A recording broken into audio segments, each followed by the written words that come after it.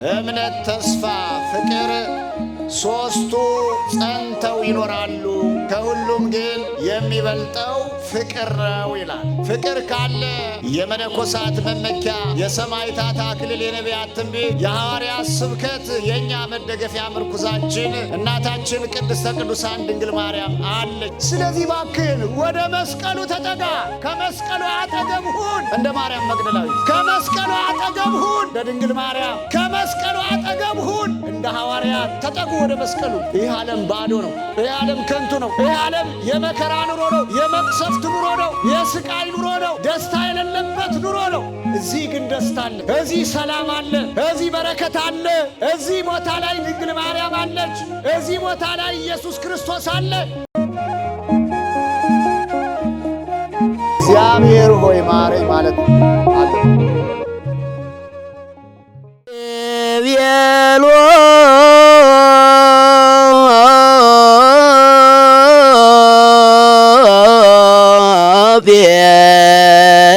ጴጥሮስ ለጳውሎስ እንደምን አደራችሁ? እንደምን አረፈዳችሁ? እንደምን ቆያችሁ? አምላከ ቅዱሳን እግዚአብሔር ስሙ ከአጥናፍ እስከ አጥናፍ የተመሰገነ ይሁን። ዛሬው ዕለት የምንማማርበት የትምህርታችን ርዕስ በዮሐንስ ወንጌል ምዕራፍ 15 ከቁጥር 17 ላይ የተጻፈውን ቃል በማንሳት ይሆናል። እግዚአብሔር አምላክ ለእኔ ለኃጢአተኛውና ለደካማው ለጎስቋላው ባሪያው የምናገርበትን አንደበት ለእናንተ ለልጆቹ ለምታከብሩት ለሚያከብራችሁ ለሚወዳችሁ ደግሞ እዝነ ልቦናችሁን አእምሮ ልቦናችሁን ከፍቶ ቅዱስ ቃሉን እንዲያስተምራችሁ እንዲያስተላልፍላችሁ የእርሱ ቅዱስ ፍቃድ ይሁንልን። እርስ በራሳችሁ ተዋደዱ ይላል እግዚአብሔር አምላክ በዚህ ቅዱስ ቃል ያስተምረን። መዋደድ ሲባል ዝም ብሎ እንደ ተራ ነገር በማንም ሰነፍ አንደበት የሚገለጽ አይደለም። ፍቅር እጅግ ከሁሉ ይበልጣል። በመጽሐፍ ተጽፎ እንደምናየው እምነት፣ ተስፋ፣ ፍቅር ሶስቱ ጸንተው ይኖራሉ። ከሁሉም ግን የሚበልጠው ፍቅር ነው ይላል። ፍቅር የሚባለው ደግሞ ማን ነው ስንል ሕይወቱንን አስይዞ እኛን ከድቅድቅ ጨለማ ያወጣን አምላካችን መድኃኒታችን ኢየሱስ ክርስቶስ ነው ማለት ነው። ስለዚህ ምን አለ? እሱ ከወደደን በኋላ እርስ በራሳችን እንድንዋደድ ትእዛዝ ሰጠ። በዮሐንስ ወንጌል ምዕራፍ 15 ከቁጥር 17 ላይ እርስ በራሳችሁ ትዋደዱ ዘንድ ይሄንን አዛችኋለሁ ይላል። አያችሁ ክርስቲያኖች፣ እርስ በራሳችሁ ትዋደዱ ዘንድ አዛችኋለሁ። ፍቅር ካለ ሁሉም አለ። ፍቅር ካለ ሰላም አለ። ፍቅር ካለ እረፍት አለ። ፍቅር ካለ ደህንነት አለ፣ ሰላማዊነት አለ። ፍቅር ካለ ጸጥታ አለ፣ እረፍት አለ፣ ሰላማዊ የሆነ እንቅልፍ አለ።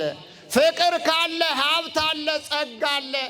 ፍቅር ካለ ኢየሱስ ክርስቶስ በመካከላችን ይኖራል። ፍቅር ካለ ሐዋርያቱ ደቀ መዛሙርቱ ከኛ ጋር ይሆናሉ።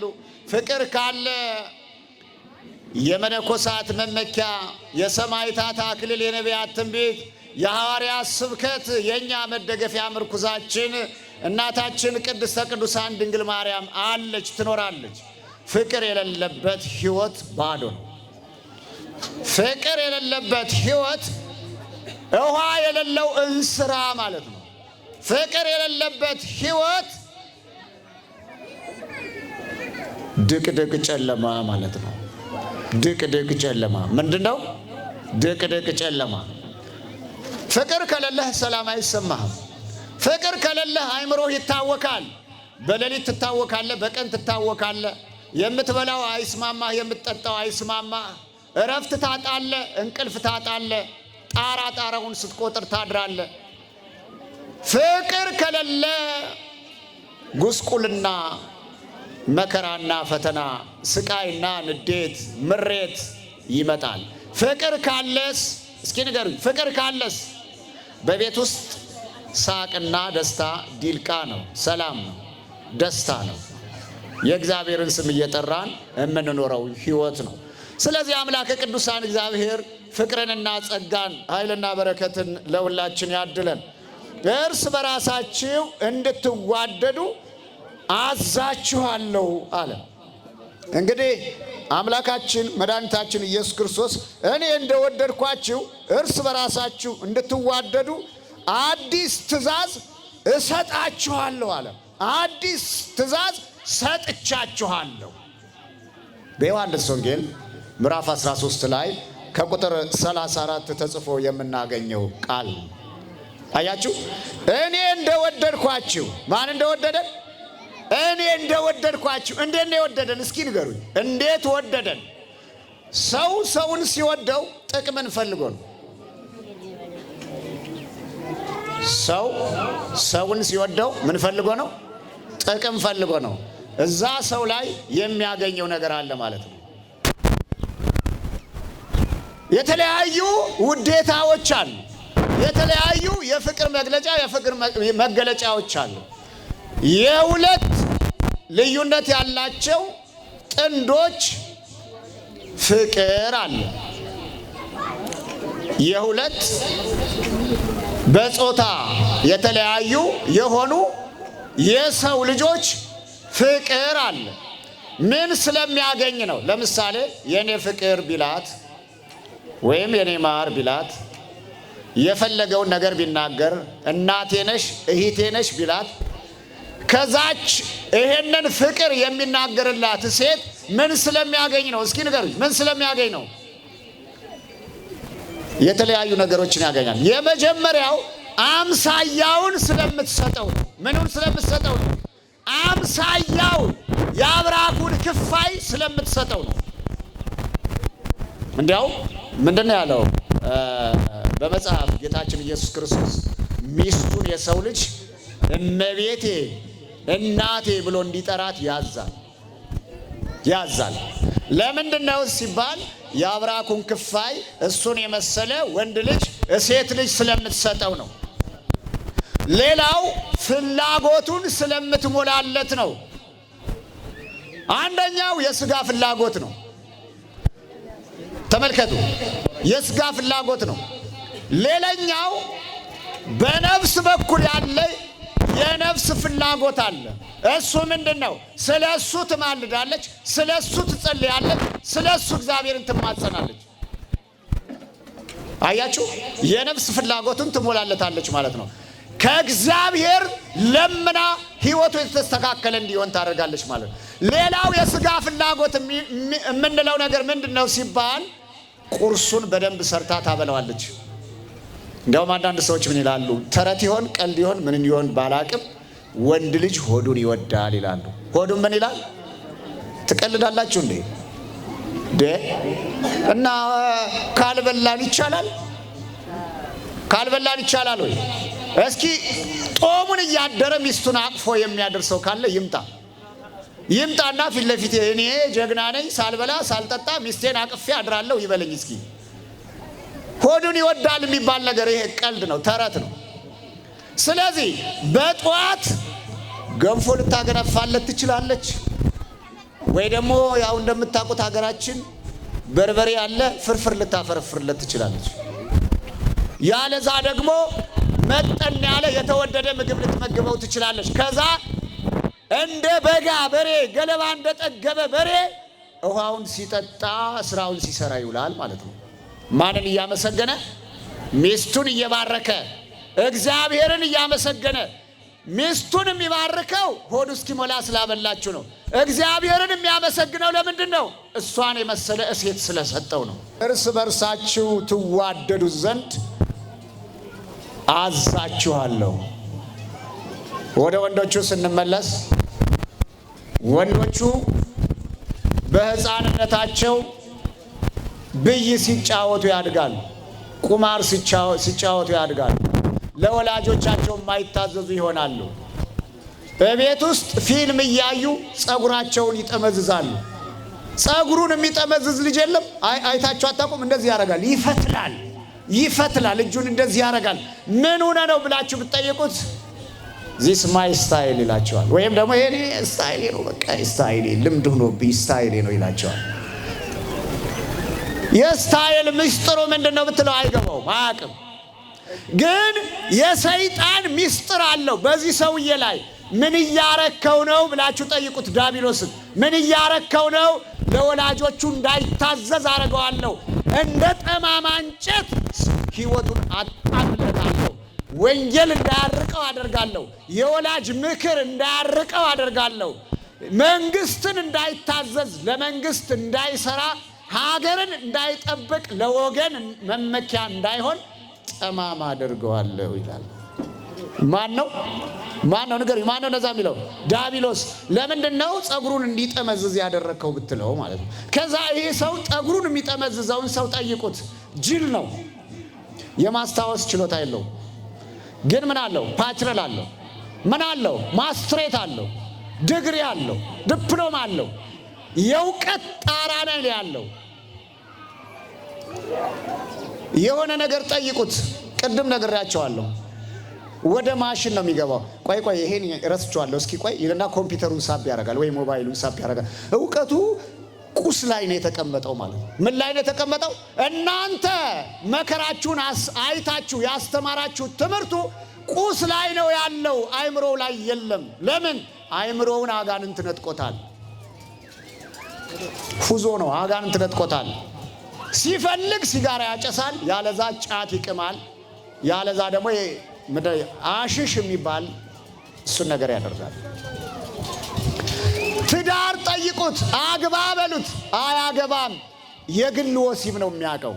እኔ ግልጽ ልንገራችሁ፣ ለምን አፍራችኋለሁ? እውነቱን ነው የምነግራችሁ። ምክንያቱም እዚህ አውደ ምሕረት ላይ እንደዚህ ውውኜ አምሮብኝ ላስተምር የቆምኩት የኢየሱስ ክርስቶስን ሕዝብ ለመመለስ ነው።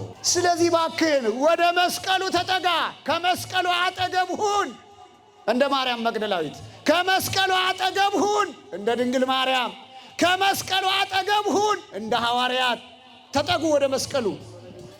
ይህ ዓለም ባዶ ነው። ይህ ዓለም ከንቱ ነው። ይህ ዓለም የመከራ ኑሮ ነው፣ የመቅሰፍት ኑሮ ነው፣ የስቃይ ኑሮ ነው፣ ደስታ የሌለበት ኑሮ ነው። እዚህ ግን ደስታ አለ፣ እዚህ ሰላም አለ፣ እዚህ በረከት አለ። እዚህ ቦታ ላይ ድንግል ማርያም አለች። እዚህ ቦታ ላይ ኢየሱስ ክርስቶስ አለ። እዚህ ቦታ ላይ ቅዱስ ሚካኤል አለ። አቡነ አረጋዊ ጻድቁ አለ። ወደዚህ ነው። በለመለመ መስክ ያሳድረኛል፣ በረፍት ውሃ ዘንድ ይመራኛል። ነፍሴም መለሳት፣ ስለ ስሙ በጽድቅ መንገድ መራኝ። በመከራ መካከል እንኳን ብሄድ አንተ ከኔ ጋር አለ። በትርህና ምርኩዝ እነሱ ያጸኑኛል። በፊቴ ገበታ አዘጋጀህልኝ፣ በጠላቴ ፊት ለፊት ራሴን በዘይት ቀባኸው አለ ዳዊት። አያችሁ፣ በምን የፊት ለፊት አለ? በጠላቶቼ ፊት ለፊት ራሴን በምን ቀባኸው? በዘይት። በቀለም አላለም። ቀለም የምትቀቡ ሰዎች በዘይት ተቀቡ፣ በዘይት ተቀቡ፣ በእግዚአብሔር መንፈስ ቅዱስ ዘይት ተቀቡ። እግዚአብሔርና ክብሩ። ስለዚህ የግል ወሲብ የምታረጉ ወንዶች ሰይጣን እየቀለደባችሁ እንደሆነ አታውቁም? ለምን? ግብረ ሰዶማዊነት ነው።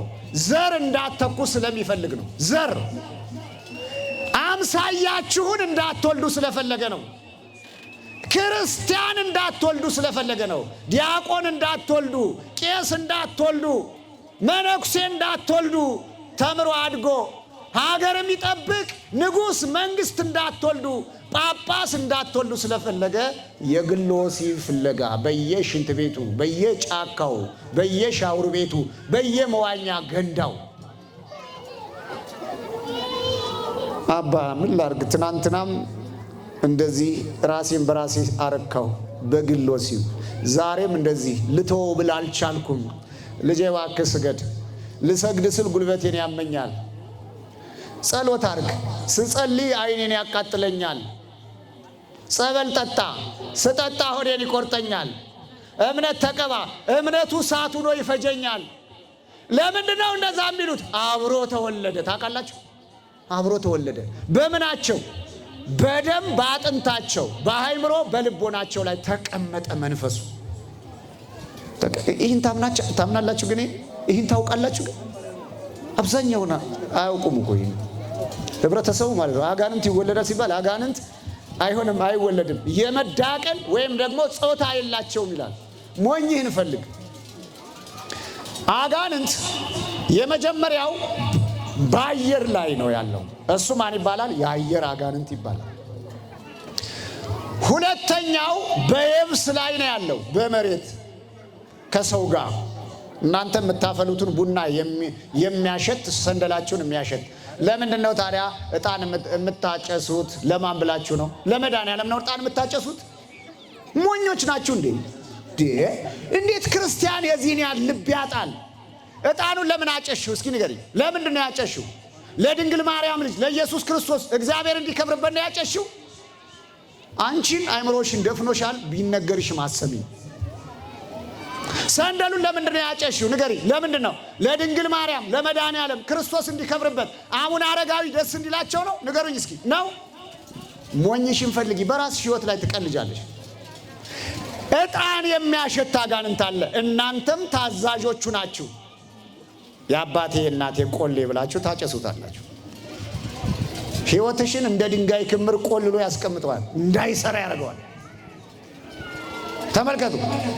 ከዛስ ፈንዲሻውን ይቆሉና ይበትኑታል። ኧረ ተው ሰዎች፣ የሚበላ ሰው አለ፣ ረሃብተኛ አለ፣ ነዲያን አሉ። ለምንድን ነው የምትበትኙ? ንገሪ። ለምንድን ነው የምትበትኙ? ችግር ስላለ። ምን ስላለ ነው? ችግር ስላለ ነው። ሕይወትሽን እበትንልሻለሁ ይልሻል። እኔ አሁን ስለ ቡና መጠጣት አለመጠጣት ላወራ አይደለም። መናፍስት በየት በኩል እየመጡ እንደሆነ እንድታውቁት ነው እንጂ እኔ ብትጠጡ ባትጠጡ እኔ ችግር የለው፣ እዛ ላይ ችግር የለው። ስለዚህ መናፍስት በሕይወታችን ላይ ያደሩበት ምክንያት ምንድነው ሲባል ፍቅር የለንም፣ አምልኮ የለንም፣ ምስጋና አናውቅም፣ ጸሎት አናውቅም፣ ቅዱስ ቁርባን አናውቅም፣ ንስሐ መግባት አናውቅም፣ አስራት በኩራት አናውቅም፣ አናወጣም። ለአንተ ለራስ መኪና ትገዛለህ፣ ለአንተ ለራስ ቤት ትሰራለህ። ያውም በዚህ ምድር ላይ ለሚጠናቀቅ፣ በዚህ ምድር ላይ ከንቱ ሆኖ ለሚቀር። የሰማይ ቤትህን ግን አልሰራም። ተመልከቱ። የድል መስመርህን ግን አላስተካከልክም። ፍቅር ከሁሉም ይበልጣል። ከምን ይበልጣል? ከሁሉም። አቡነ አረጋዊ ጻድቁ አባታችን ፍቅር ይበልጣል ብለው እኮ ነው ወላጅ እናታቸውን ወላጅ አባታቸውን ሀብት ንብረታቸውን ትተው ተሰደዱ ይላል። ቆሎ እየበሉ ደረቅ እንጀራ እየበሉ በሀገራችን በዳሞ ተራራ ላይ ዘንዶ ታዞላቸው፣ የእግዚአብሔር መንፈስ ታዞላቸው፣ እግዚአብሔር እየረዳቸው ይጸልዩ። ይኸው እስካሁን ድረስ አልሞቱ። ጻድቁ አባታችን ሞት አልቀመሱ። በሕይወት መኖር የምትፈልግ ሰው ካለ ና ወደ እግዚአብሔር ቅረብ። ጻድቁ አቡነ አረጋዊ ያልሞቱበት ምክንያት ምንድነው ሲባል ይጸልያሉ፣ ይሰግዳሉ፣ እግዚአብሔርን ያመልካሉ፣ የክርስቶስን ሥጋውና ደሙን ይቀበላሉ። እስካሁን አልሞቱ አሉ ተሰውረው። ፍቅር ይህን ያክል ነው። የእግዚአብሔር ፍቅር ይህን ያክል ነው። ይህንን ቃል ጌታችን መድኃኒታችን ኢየሱስ ክርስቶስ የተናገረው ቃል ነው። አምላካችን የተናገረው ቃል ነው። እውነቴን ነው የምላችሁ፣ ተራ ቃል እንዳይመስላችሁ። በዮሐንስ ወንጌል ምዕራፍ 13 ከቁጥር 34 ላይ የተጻፈ ቃል ነው። ወዳጆች ጌታችን ኢየሱስ ክርስቶስ ለደቀ መዛሙርቱ የሰጣቸው ታላቅ ትእዛዝ ፍቅር ነው። ምንድን ነው? ፍቅር ነው። እናንተን የማይወድ ቄስ ካለ ችግር አለበት ማለት ነው። መብርሃንን ችግር አለበት። እናንተን የማያከብር ቄስ ካለ ልትጸልዩለት ይገባል። የጌታችን የኢየሱስ ክርስቶስ ትእዛዝ የመጀመሪያው ምእመናንን መውደድ፣ ምእመናንን ማክበር፣ ምእመናንን መታዘዝ ነው። በደጅ ቁሜ አንኳኳለሁ፣ የሚከፍትልኝ ቢኖር ወደ ቤት እገባለሁ፣ ከሱ ጋር እራት እበላለሁ። ከዛስ አንኳኩ ይከፈትላችኋል፣ ለምኑ ይሰጣችኋል፣ የሚያንኳኳ ቢኖር ይከፈትለታል፣ የሚለምን ቢኖር ይሰጠዋል። ለምኑ። ማንን እንለምነው? የጻድቁ የአባታችን አቡነ አረጋዊ አምላክ እንለምነው። አባታችንን እግዚአብሔርን እንለምነው። ፍቅር እጅግ በጣም ኃይል ያለው የእሳት ምሰሶ ነው። ማንም የማይንደው ማንም የማይሰብረው ነው። ክርስቲያኖች ማንም የማይንደው በቃ ትግሬው ከአማራው ጋር፣ አማራው ከትግሬው ጋር፣ ኦሮሞው ከትግሬው ከአማራው ጋር ማንም ብሔር፣ ዘር፣ ጎሳ፣ ጎጥ ሳይለይ በአንድ ላይ ሁነን የክርስቶስን ስጋውና ደሙን እንብላ። ማን ይፍቀድልን? ማን ይፍቀድልን? ከዛ ውጭ የጥላቻ መንፈስ በጌታችን በኢየሱስ ክርስቶስ ስልጣን የታሰረ ይሁን። በቃ አያስፈልግም። የጥላቻ የግፍና የአመፅ መንፈስ በጴጥሮስ በጳውሎስ ስልጣን ወይም በ318ቱ ሊቃውንት ስልጣን የታሰረ ይሁን። በቃ ይሄ ካህን ቃል ነው። በምድር ያሰራችሁት በሰማይ የታሰረ ነው ብለዋል። የታሰረ ይሁን። ከዛ ውጭ ፍቅር በቤታችሁ ይንገስ፣ ሰላም በቤታችሁ ይንገስ፣ በረከት በቤታችሁ ይንገስ፣ ርኅራኄ በቤታችሁ ይንገስ፣ መዋደድ በቤታችሁ ይንገስ። ድንግል ማርያም በቤታችሁ ትግባ፣ በሕይወታችሁ ትግባ። ስለዚህ ፍቅር ከሁሉም ይበልጣል። እርስ በራሳችሁ በፍቅር ኑሩ። ደቀ መዛሙርቱን ሲናገር ነው። እርስ በራሳችሁ ፍቅር ይኑራችሁ። በዮሐንስ ወንጌል ምዕራፍ 13 ከቁጥር 35 ላይ የተጻፈ ቃል ነው። ጌታችን ኢየሱስ ክርስቶስ ሀብት፣ ብልጽግና፣ እድገት፣ ወርቅ፣ የተለያዩ ነገሮች መዋቢያ ምንም አያደርጉም፣ ፍቅር ከሁሉ ይበልጣል ይላል። አምላከ ቅዱሳን እግዚአብሔር ይባርካችሁ። እግዚአብሔር ሆይ ማረኝ ማለት አለ።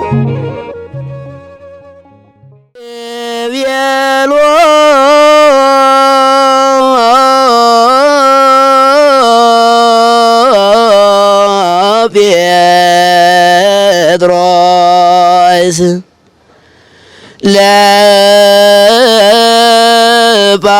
ለባው